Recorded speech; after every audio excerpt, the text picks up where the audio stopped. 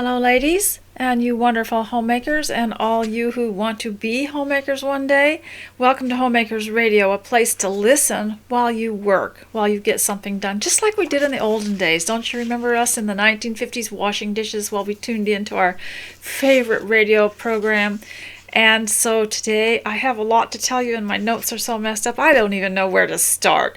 But I thought it'd be better to come than not to come. If you're new here, please click the link in the description and go to the page on which I have posted and embedded this video so that you can see the summarization and read some of the links and read some of the other things that I have put on there, and also see some pictures of the manse. And so there's also a PayPal on the side for those of you who are asking if you can donate, or you can email me. And also, ladies, I just wanted to thank you for your prayers and for all that you do for me and to encourage me. And I am really trying to get here more often. I think of all kinds of things while I'm rushing through the house, trying to get everything cleaned up for whatever's coming up next. And we are planning a fog tea because the days are incredibly foggy. You cannot even see the front door handle from outside. And so we want to celebrate, and I am planning the menu and getting some ideas for this fog fiesta that we are going to have. Now, the first thing that we ask you to do when you get ready to start listening is just go into the bathroom and get yourself put together and just start your day, even if it's noon, even if you cannot get started. Go and bathe, get your hair, get dressed, and paint your face if that's what you do.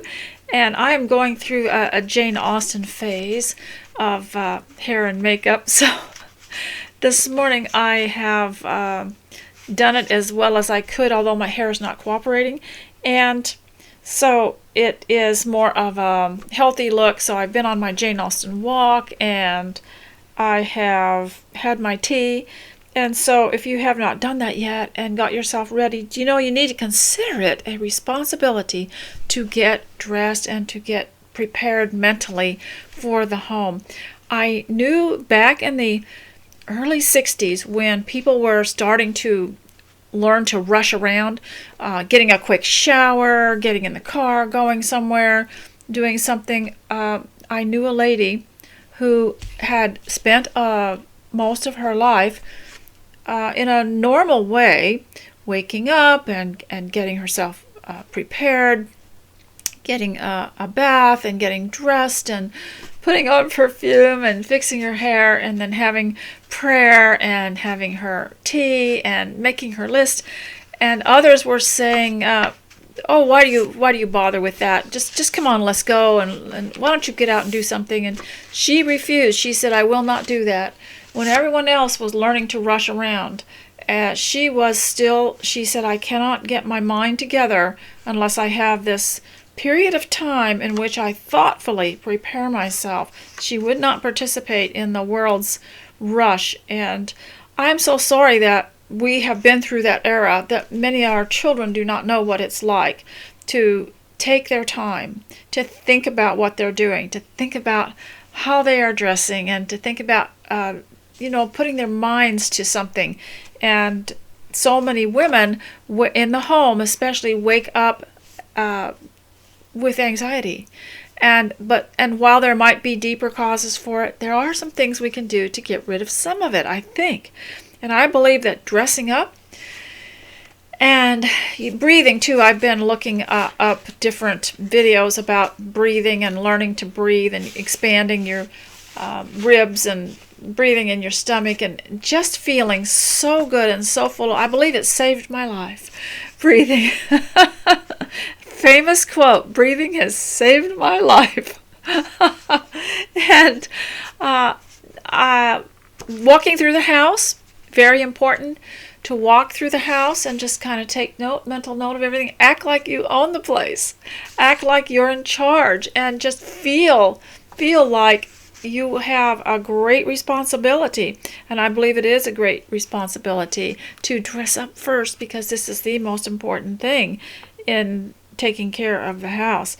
I've spoken about a lot of things, and I want to get into appearance. I'm telling you, is so important because back in the olden days, even in the 1950s, there was a mirror hanging in the kitchen or just to the side of the kitchen, and women would pat their hair, check their face, because usually, we'd have flour on our faces from food preparation, and they would periodically check themselves out. They never had a class in it. They never had, even in with the church ladies telling them to do that. It was just something that was handed down to them, and it was a reasonable thing to do. So throughout the day, and that's why in the beginning you really need to take care of yourself, because you're going to catch a glimpse of yourself in the window of the china cabinet, in the outside window of your house, and as you pass by a door mirror. So you want to be happy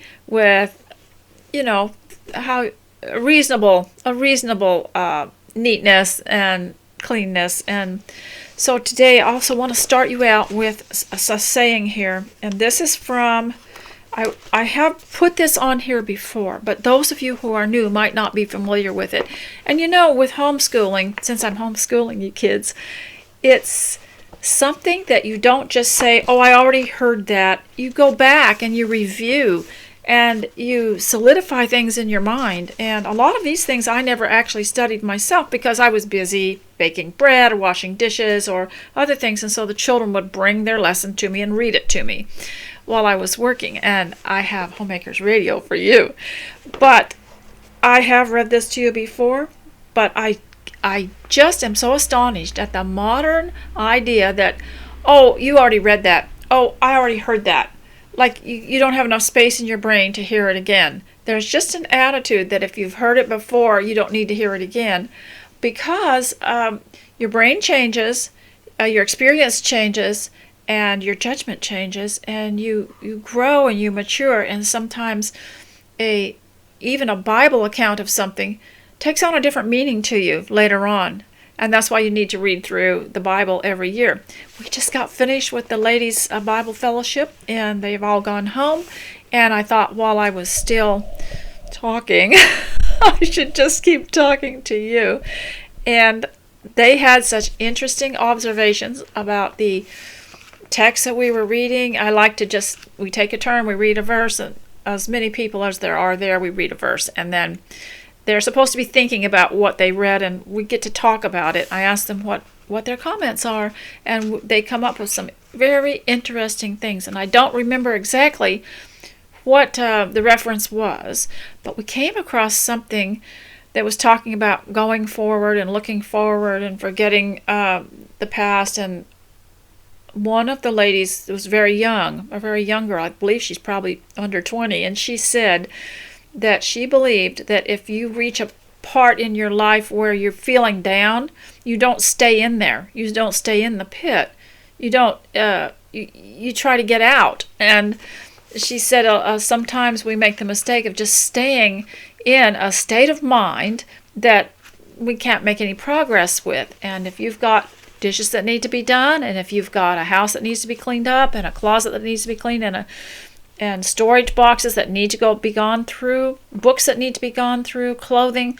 If you've got, your kitchen needs to be cleaned regularly, because you might have cleaned out those drawers and shelves last year, but maybe this year they need to be done again. And that's something I think we forget. And so these are things that can be done, that need to be done, and it's your responsibility, and sometimes no one else will do. So I'm going to read this to you because it's from, now you all that participate in homeschooling got this from the ABECA book, Christian Book Supply and Homeschool Supply. It's called Grammar and Composition 1. And this was one of my favorite little paragraphs, and you were supposed to underline the helping verbs.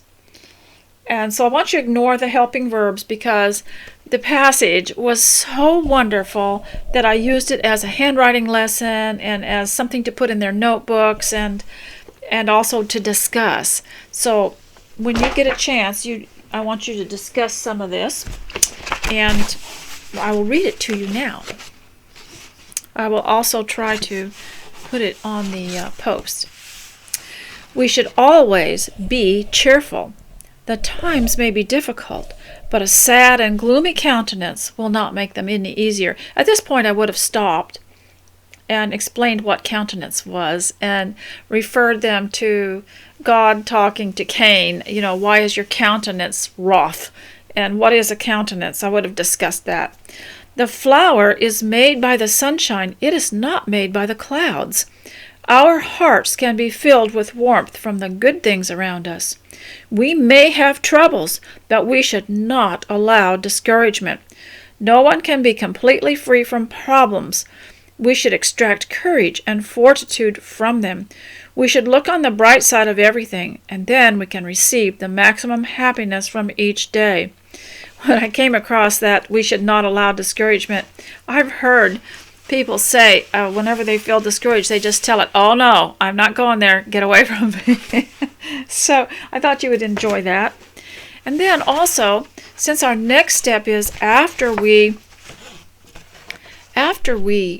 get dressed, then the next thing to do is go for a walk through the house, get your list itemized. I like to wear aprons because there's usually a pocket in them, and I can put a list and a pen in there and make notes of things that need to be done, or just do them as I walk through. So we're going to discuss homemaking a little bit, and I would like to also remind you of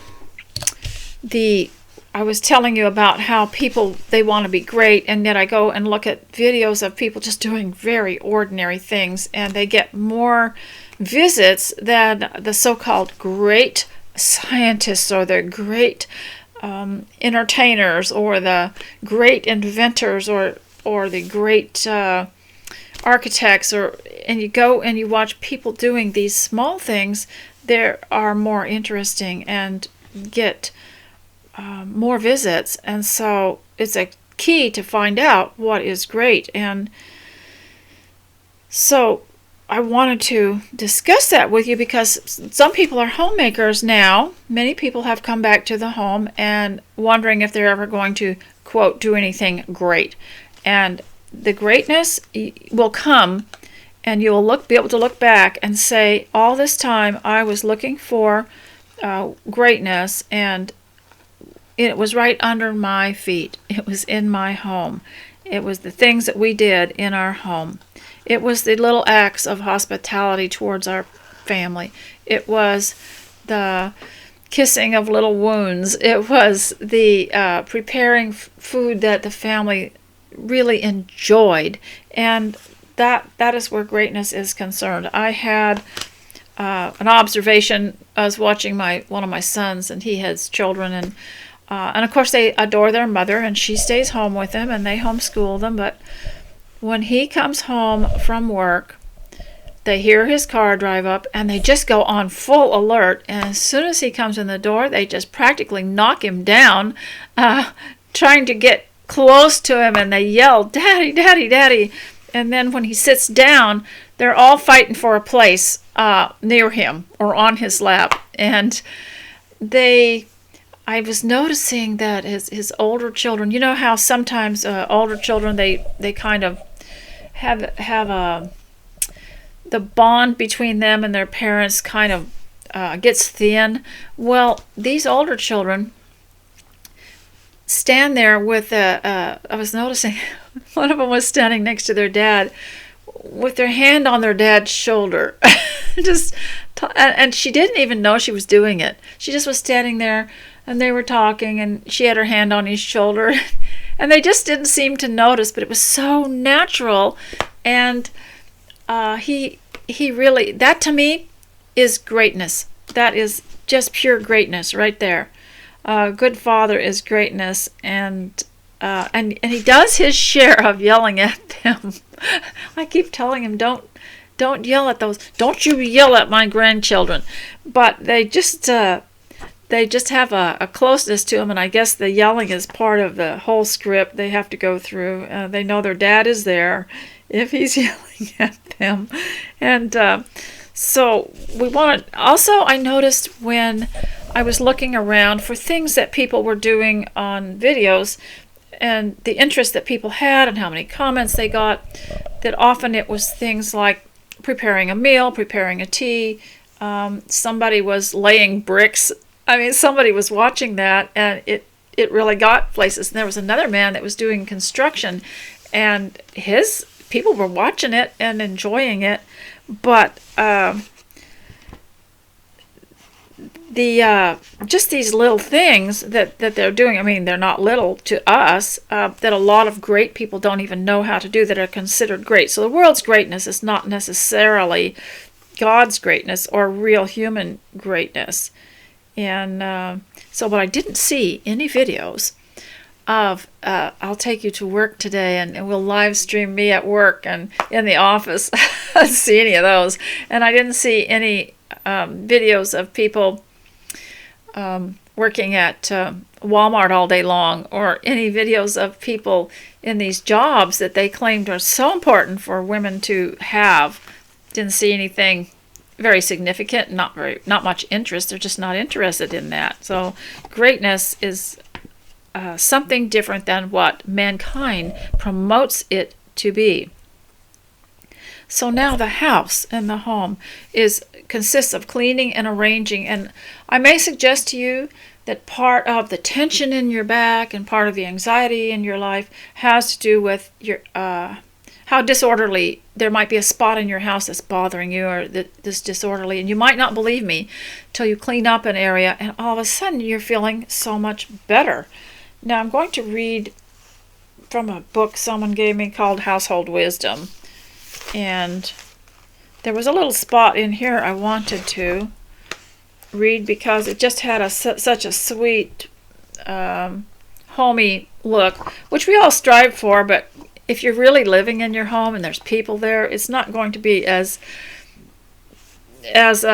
described so smoothly in these books. But still, it's nice to have a standard to at least live up to, and it's the same with the Bible. We might not achieve it the way we want it. Things might not turn out the way we wanted it to, because of course we're interacting with other people. They can't be relied upon and all the time. And but it's nice to have a standard to look up to. Not everybody feels they can live up to the Proverbs 31 woman, but at least there's a standard there to strive towards, and at least to have a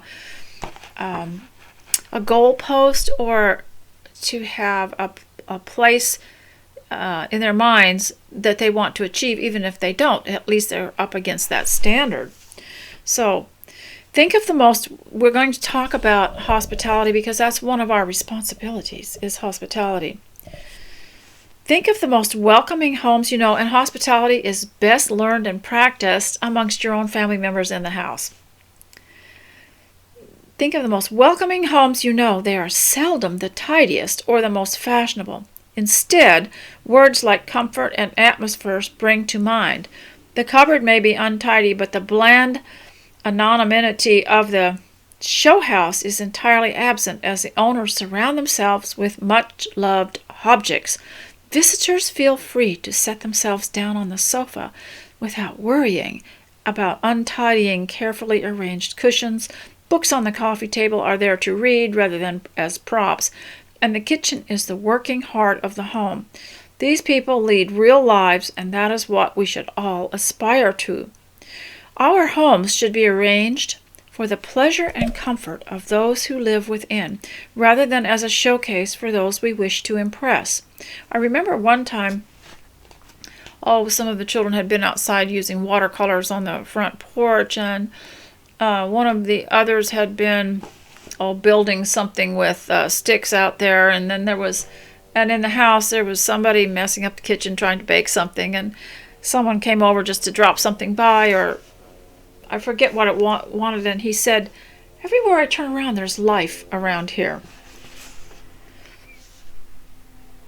Creativity cannot exist within a sterile environment. An excessively tidy playroom inhibits children's play, and bare kitchen work surfaces lead to a reluctance to disturb the order with the cookery. If a quick tidying up will suffice, you should not feel duty-bound to do more. Instead, you should be relaxed and enjoy your home more when you free yourself from unnecessary chores.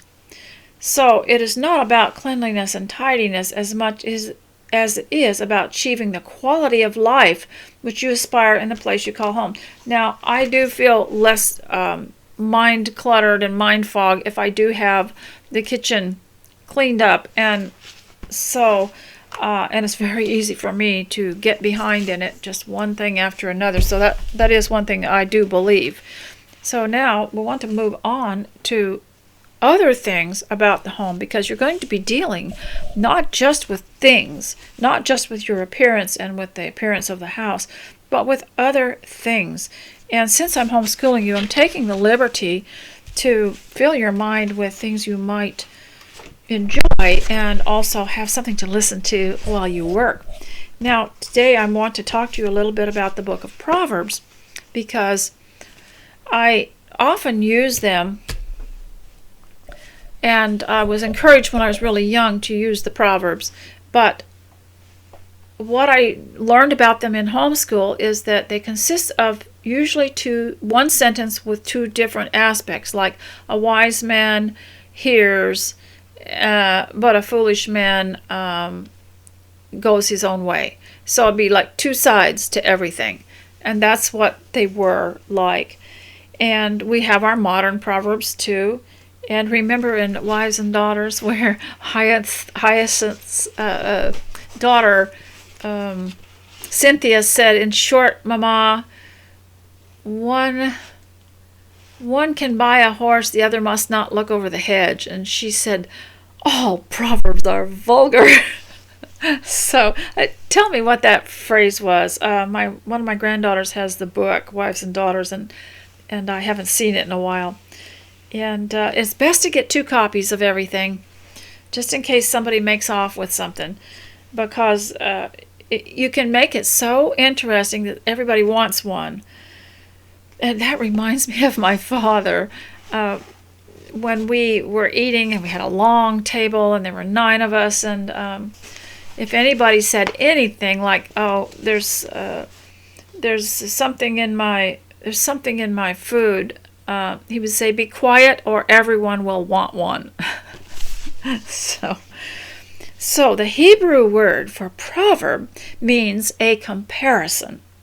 Many of the biblical proverbs are parables packed with a powerful spiritual punch. The word parable, now you know what the parables are. They're earthly stories with heavenly meanings. Jesus told many of them. It reminds me of a mother will tell, in order to get her child to know how to maybe not fight, or how to get along with a brother or a sister, will tell them a little story about a boy or a girl who was trying to get along and someone who wasn't, and what resulted, and just make up a story. That's just a parable. It doesn't mean there was a real person like that, and that's what Christ did in the parables. But it was common of the time. For instance, the prodigal son, it was a common thing. People knew what he was talking about. And the woman that swept her floor looking for the lost coin, that would have been something they identified with, because it would have been common. And so the parable, the word parable, see, a proverb is a parable. Proverb is a comparison, and a comparison is a parable. The word parable means to cast along beside for the purpose of comparing. Think of it as comparable.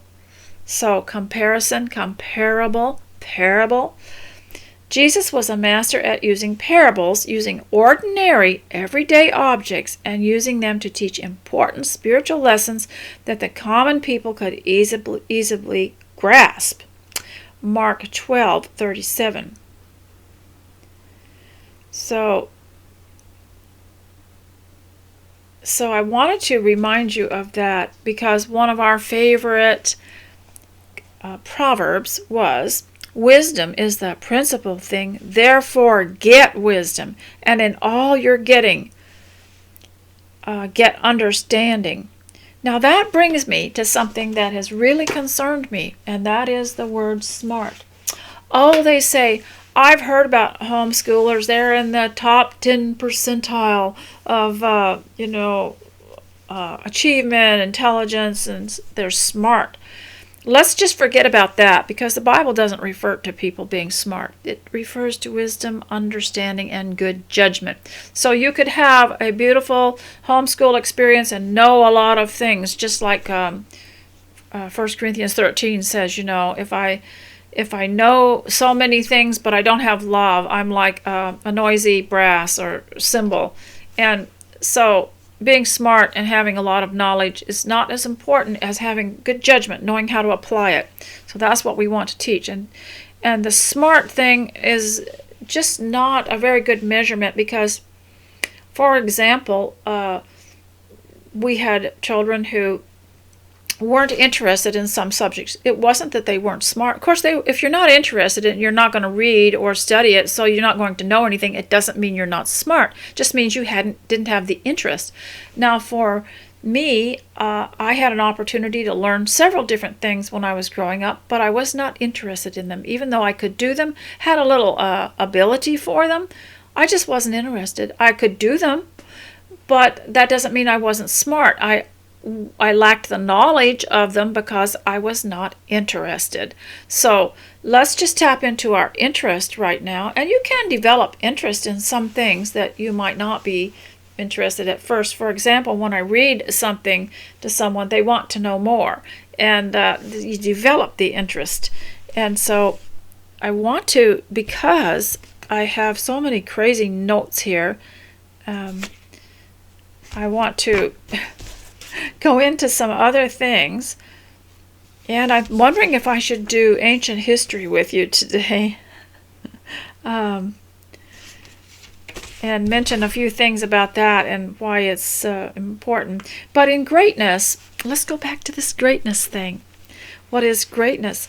Well, I don't know if you would call it greatness. Maybe we shouldn't be calling it that, but since Jane Austen is one of your favorite, homeschool girls and boys too really liked Jane Austen. It was clean, and it showed the difference between what was wise and what was not, and also some of the customs of the times. But one of the things that you'll notice, Brian Kozlowski wrote the Jane Austen Diet and brought out the health elements of all of her books and all the references to health.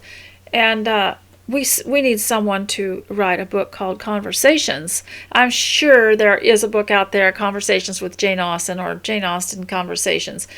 But if you go through, maybe those of you who have only seen the 1990s movie productions and series of them, go and just in particular, or if you've got the books, go and find the Conversations. And you will find these are not great conversations. In fact, her literature is not considered extremely, I would say, great to some critics, but her conversations were ordinary conversations about the home and about the family doings and about people people who were buying land, or people who were farming, or people who were getting married, having children, and the food, talking about the food, talking about the weather. And we would not, those of us who were raised in public schools were trained to be very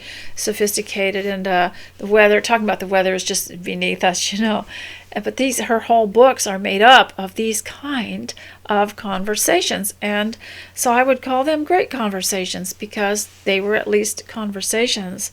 And so it's not so much smartness and greatness as it is interest and good judgment that we need to be striving for.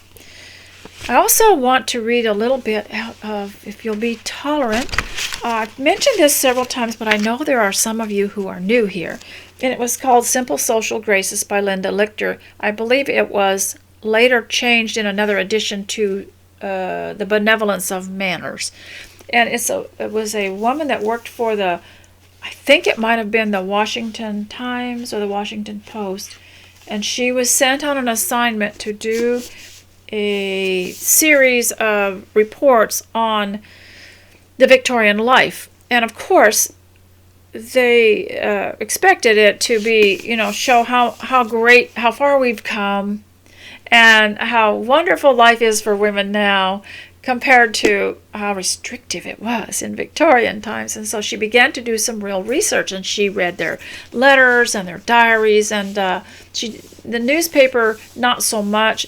Newspapers can't be trusted. They've always been bad. Reporters have always been, no, even in Christ's time, the reporters would go out and report something negative about him.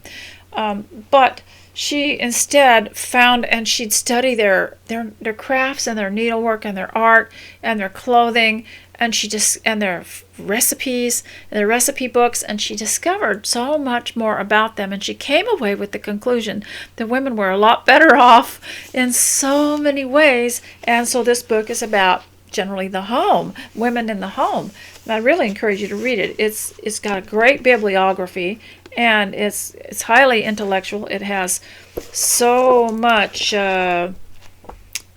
material backing it up, photographs and actual photos of letters. And so I'm going to read part of the introduction here. And you're going to be, if you have not, I've read this before, so don't say, oh, I've heard that all before, because you probably have forgotten by now. And I have to remind you, the Age of Impudence.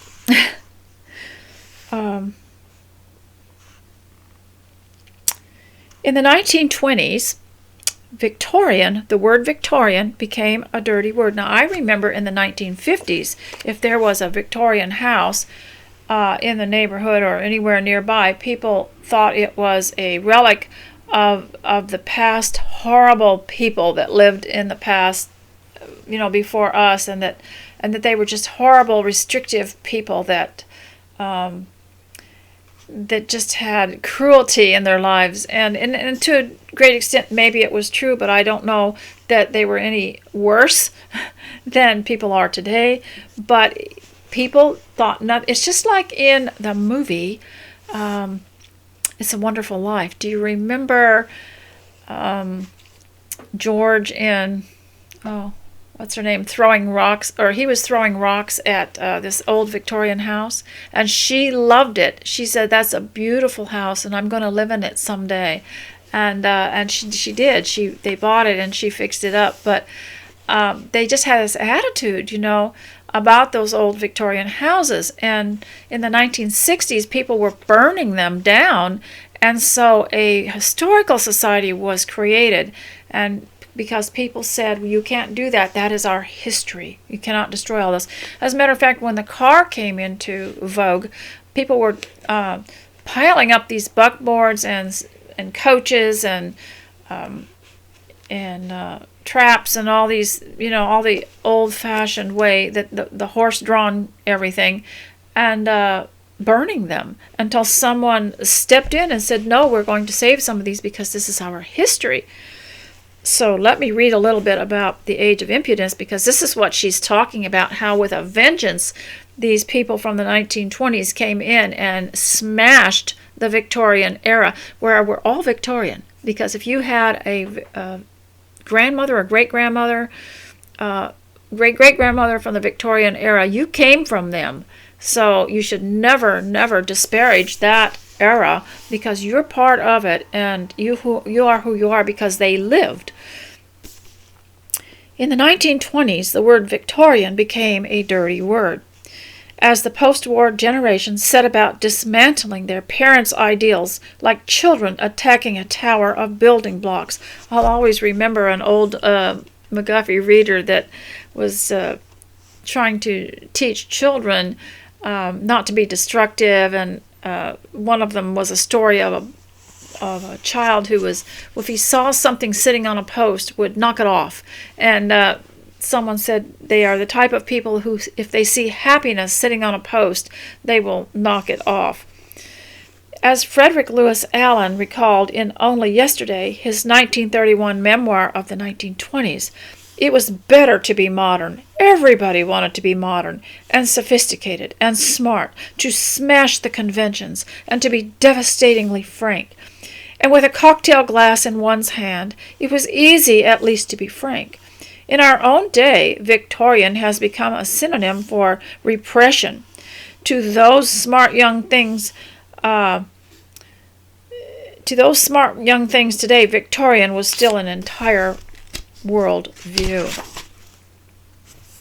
What was the world view that they rebelled against so insistently, and why should we bother to remember it, or much less recover it?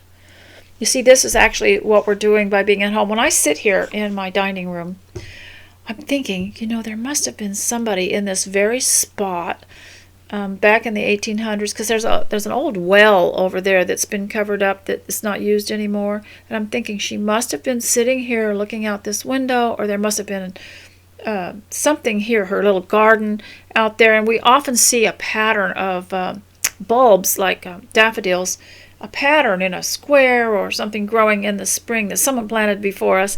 And I often think that there was someone here, and that they are, they did not live their life in vain for moderns to just say what you did was just totally worthless. But there's always an era of people who think that. And so what was the worldview they rebelled against so insistently? And why should we bother to remember or recover it today? In contrast to the chaotic muddle we now call values, Victorian values were so consistent and so consistently taught that they formed what historian Warren I. Sussman called a whole culture of character. This culture was so powerful and pervasive that it did not need to be legislated or litigated. It was internalized. See, that's what you do when you read these wonderful books, and when you read the Proverbs is you internalize it. And the easiest way to internalize it is to get one of your children or grandchildren and discuss something in that.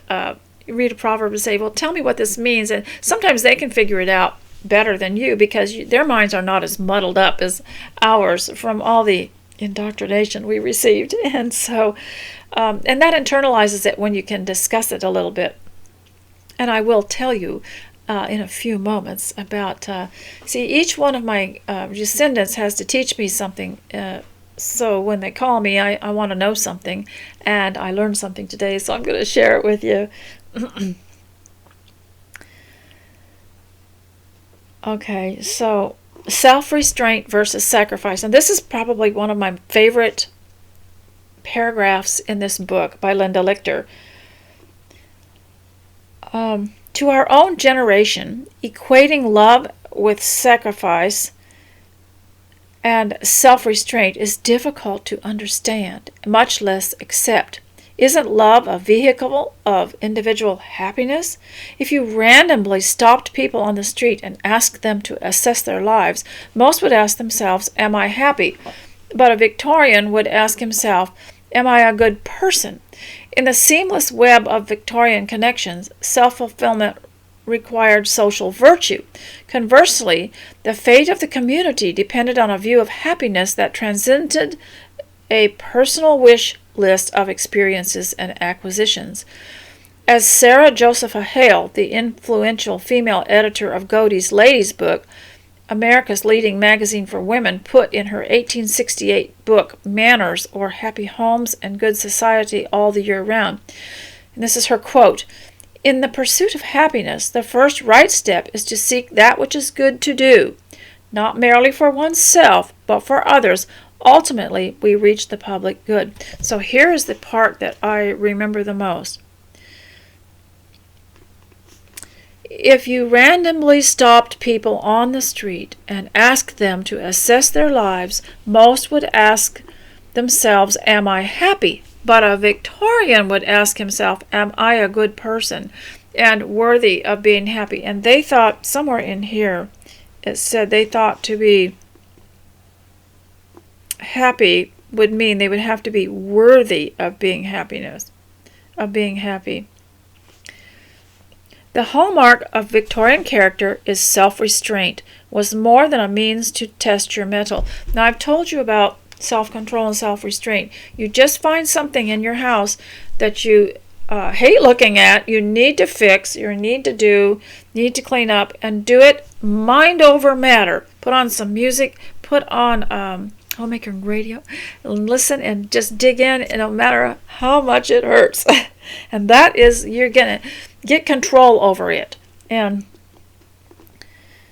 so it was a key detriment to crime.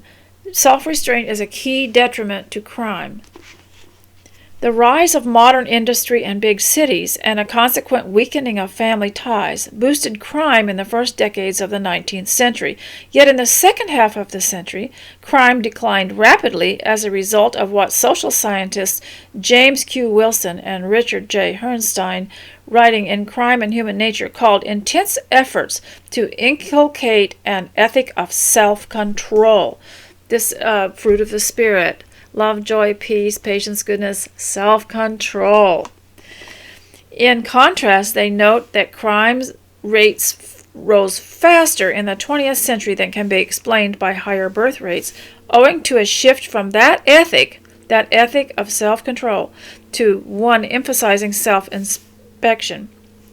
More than 100 years before we needed PhDs to legitimize this insight, Henry James Sr. warned in a letter printed by the New York Tribune that if a man is free not only in respect to outward compulsion, but free also in respect to inward constraint, he is essentially devoid of obligation either to his fellow man or to himself. In a word, his own soul law. His own soul law. Is there a better definition of criminality? Let's apply this to our homemaking. We are so capable of thinking and doing beyond what we do, but we are only limited by thinking that we don't need to or we can't. But until we are gone from this earth, we need to do everything we can. What does the Bible say? Whatever your hand finds to do, do with all your heart, do with all your might, as unto the Lord and not unto men, for ye serve the Lord God. Ye serve the Lord Christ. And I'm thinking that might be in Colossians. I can't even think. You know what? I've been a preacher's wife for 50 years, and I still can't remember most of the places where those scriptures are. I just know what they are and what you have to do. So I want to continue on here because I have a little more time left, and I want to read to you because I had a conversation with one of the descendants, and we were talking about, let me just say, and this is going to be quite a reading because it's ancient history, and he loves ancient history. He's my first grandson, and he loves ancient history. Well, when I was homeschooling my children, we had a smattering of it in Old World history and geography in ABECA, but it's just a smattering of it. And we would we want to know more about Tiberius or more about, someone else that we'd read. And we'd go to bookstores and we'd look and look and look, and we could not find. We'd go to used bookstores and still could not find. We might find a book that thick and it'd have one paragraph, but we'd go ahead and get the book. That's my problem here. That's why I can't seem to get control of these books, is that that was our information. That was how we studied. That was how we learned. And it was no use trying to talk to an elderly person because they didn't know either. And homeschooling was kind of digging back and restoring all this knowledge. And now we have the internet. And my kids, they're all over 40, and they're coming back and saying, Mom, we need to homeschool it all over again because now we've got the internet. We've got more information on all this. And so I have one of them coming over. He's my eldest, and he comes over, I'm hoping, once a week, and he's going to teach me something. I'm going to teach him something, and we're going to continue in our interests, the things that he was interested. Now, this is a story. It's going to be hard to read because I've got a little ad here that keeps coming up to drive me crazy.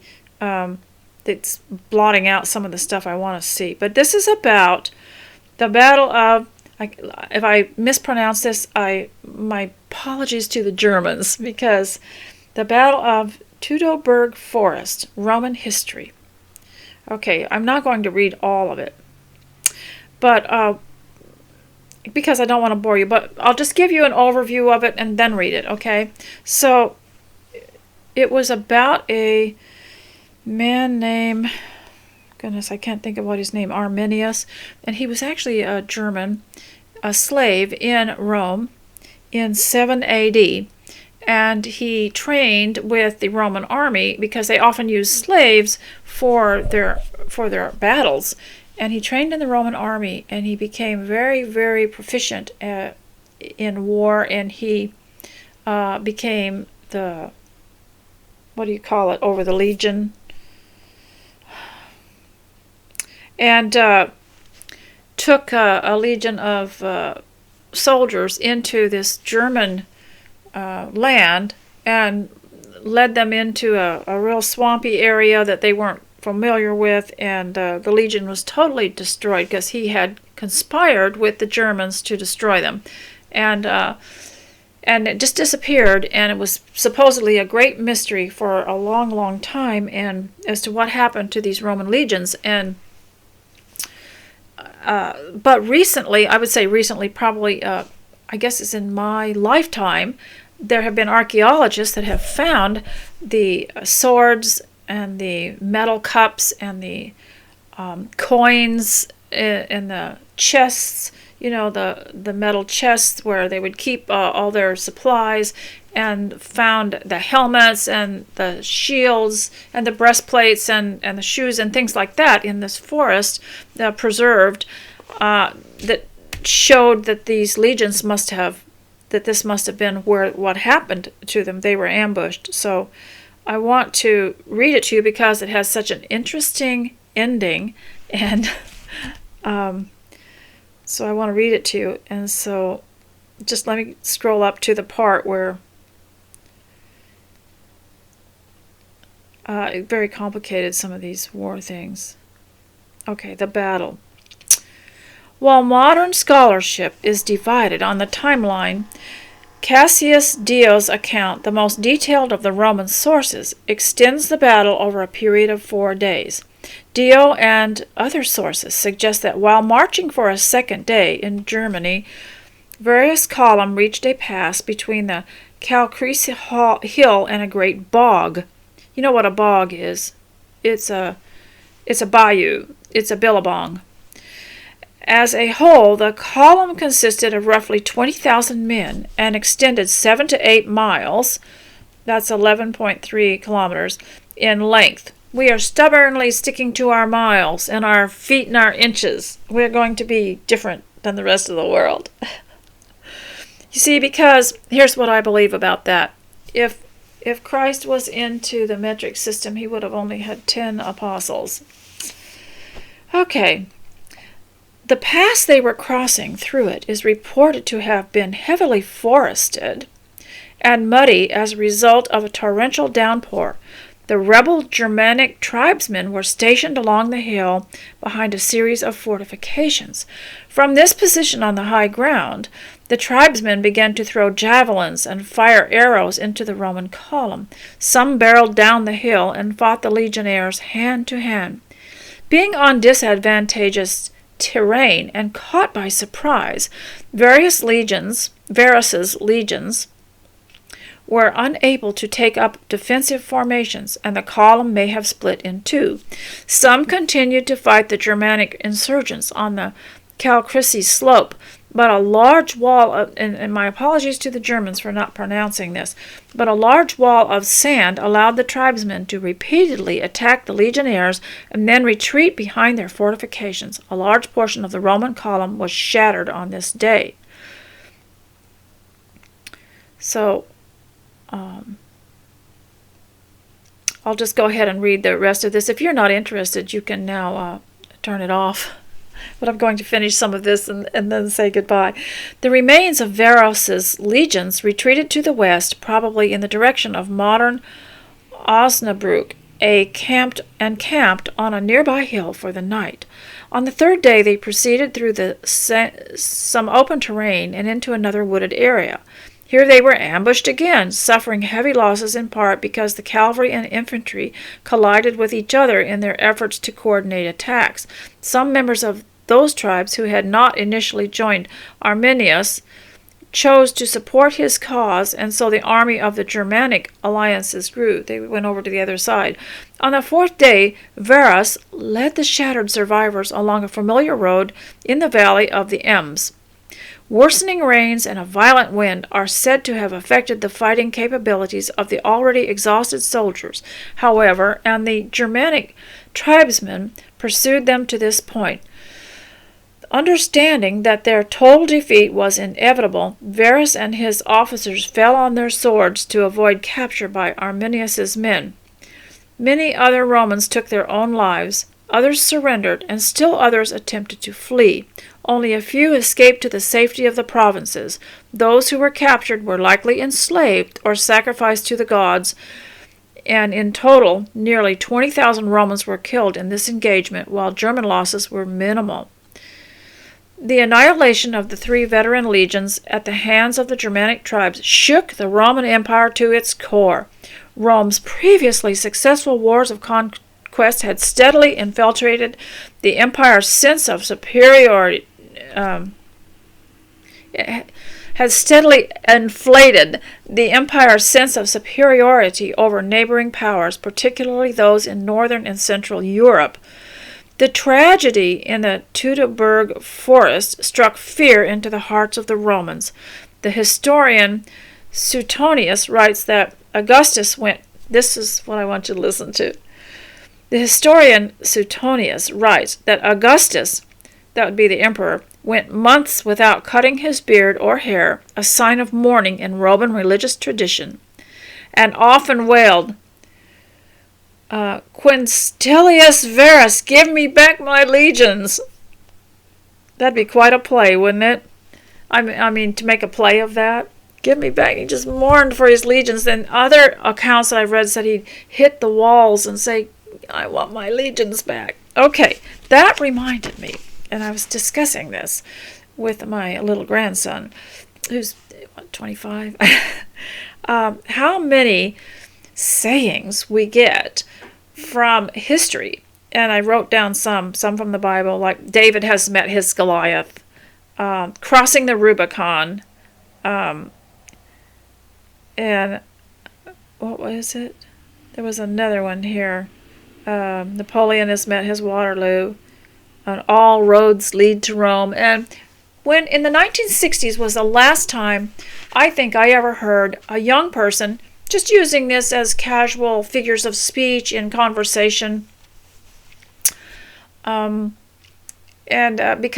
most schools and that were still in that day still had these solid history and literature, and also passed down, especially the English people that I knew. They knew all about Hadrian's Wall. They knew all about the Romans in England and the British Isles, and they knew what countries the Romans never defeated, and the older people knew all this. And that was the last time, was in the 60s, that I ever heard people just using these sayings from history. So I really liked this saying here. Bring me back, give me back my legions. And I decided I needed to add that to my list of figures of speech, because I'm supposed to have all these. Descendants, so many grandchildren and my children and their mates, and of course they're off living their own lives right now, and especially in the winter we don't encourage them to come because the passes are closed, or else if they're open they're dangerous and can have a quick snowstorm or avalanche. And so I'm sitting here for 9 months out of the year, and I decided to use that, bring back my legion. So after my little grandson read that to me, that was the final thing that he read about Augustus. Bring back my legions. I said, that's what I'm going to do from now on. I'm going to say, give me back my legions, and get all those descendants back. So, ladies, I just going to check over my notes and see if there's anything else that I need to tell you before I go. And, well, if you wanted to take anyone on a Jane Austen stroll, then one thing that I would suggest you do is you have a coat rack right by the front door with extra wraps, extra coats, extra waterproof boots, things that they can wear on these walks if they need to, or even extra. We used to carry umbrellas if the sun was too bright or hot. Carry umbrellas, extra stuff to take them on a stroll. And then you have to read up a little bit about what you're going to say and what you're going to talk about and how to make it an event and an enjoyable thing. And that often starts with you raising your children when you take them on a little walk to observe things. Let's go outside, let's go for a walk, and how much they enjoy that. And this is your early training. And so another thing that one of my descendants said was, Mom, we ought to have some dreams. Let's all go and go together and build ourselves a house on the beach, on the coast, or let's go and do this together, or let's all whatever. Just let's dream up some things, even if they seem totally impossible. Let's dream them up and let's plan on them. Let's just go ahead and plan. For example, when they were little, we had a house plan book, and they would get graph paper and they would plan these elaborate floor plans and where the front door would be and all that. And I don't think they ever were discouraged by thinking, well, of course, we're not going to really do this, this. And some people won't. They won't do things like that. They won't have dreams because they don't believe they're going to come true. You don't have to. A dream doesn't mean it's actually going to come true, and there's nothing wrong with it. But we ought to have some dreams and some plans. And we got to talking about it on how, we don't always have to live in reality, because people who live in reality are miserable. But if you live your dream at home, you're not going to be miserable, because you get it as close to the standard that you want, and the striving for it is the most fulfilling. And so you ought to all have plans and dreams. And I would like to plan out a historical wardrobe and different eras, and make things according to the year. And there are all kinds of plans that I have. I have a book of so many plans that I'm going to have to live twice as long in order to do it all. And so I hope that everything is going to go well for you today. And if it doesn't, then just have a cup of tea and sit down and write in your little journal and try to be happy as in a contented way. And some of the simplest things can make us happy, and that's where the greatness is going on, is in our homes. In fact, our home life and our belief in God and the Bible are the things that are standing in the way of the powers that be controlling us. And so that's where you can get more individual freedom just by reading this and talking about it, and also by creating your home, rearranging it, decorating it, doing what you want with it. That is personal freedom, and also, I believe, helps develop your mind, makes your mind stronger. So, ladies, I hope you've had a successful time cleaning up and doing those things that you've had a hard time getting the gumption to do, mind over manner. And I wanted to tell you one more thing about people, because we didn't really cover that, and that is one thing that you have to be careful of. I was just reading about it today, and I don't want you jumping to conclusions and accusing me of saying something bad about someone. But when Christ talked about being careful not to cast your pearls before swine, it was not saying that people are swine. It was a figure of speech to show how ridiculous it was to put pearls or put your best stuff on a pig. And that's all it meant. It wasn't really, when you say that, what you're saying is, don't tell people so much who are going to tramp on it, who are going to put you down, who are going to argue with you. Just be careful not to be too frank with people, because you just have to test the situation out. And if you're too frank with people, they find things to accuse you of later. Like if you're just saying something innocent like, well, I have gone to bed before without doing the dishes because I felt like my rest was more important. Well, they could decide to smear you with that and go around and say, she doesn't work. And she just goes to bed and leaves a mess in her kitchen, and they'll smear you with it. And it might not bother you, but it's not good to give people material to do that, because it's encouraging them to do wrong. And so don't be as frank with people. Don't cast your pearls before swine. You don't need to read homeschool material to people who are really disgusted and hate it and are upset with you.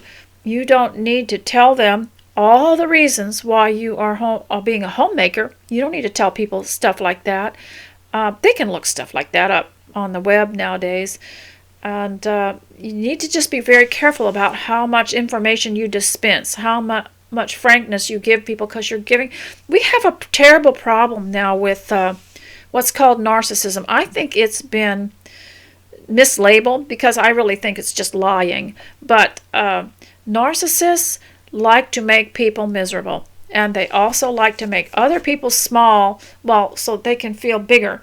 And you've got to be careful what you tell people. Don't tell them your finances. Don't tell them what you just bought.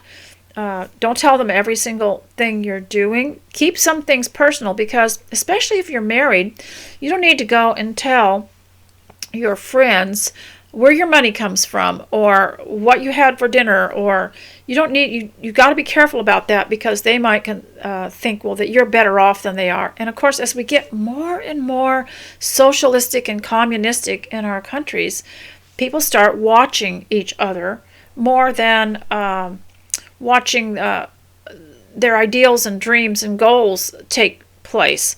And you can always tell the stages of communism in your community by how much people are watching you or criticizing you. And people that have real dreams and goals, they're happy. Even if they don't quite have it all, at least they're planning it and on their mind.